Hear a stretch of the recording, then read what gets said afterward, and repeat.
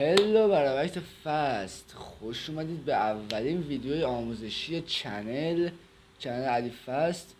ممنون میشم که من حمایت کنید با لایک، کامنت، سابسکرایب. ممنونتون میشم. بریم سر وقت آموزش امروزمون دبل تاچ هستش که دریبل بسیار کاربردی و خیلی مهم است که نحوه انجامش. اول نحوه دریبل ببینید، به این صورت هست، به این صورت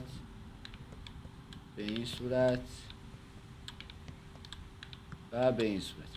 این طرز دریبله که مثلا دریبل ببینیدش. طریقه انجام شدنش هم آنالوگ سمت راست روی دسته پلیستیشن و آنالوگ سمت راست رو به چپ یا راست بازیکن، دست چپ یا دست راست بازیکن. الان مثلا اینجا دست چپ یا دست راست بازیکن میشه این طرف، خب دست راستش میشه این طرف، و دست چپ نیمار هم میشه این طرف. و آنالوگ سمت چپ رو هم به سمت مقابل حرکت میدیم، و این در سر تا سر این حرکت آنالوگ سمت چپ رو هم سمت راست رو ول نمی کنید و اینا دریبل ناقص میشه و اینها رو بزنید اینطوری میشه.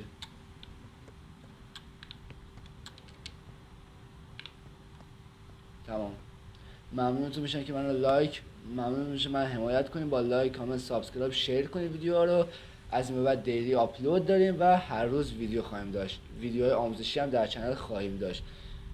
ممنونتون میشم. خدا نگهدار.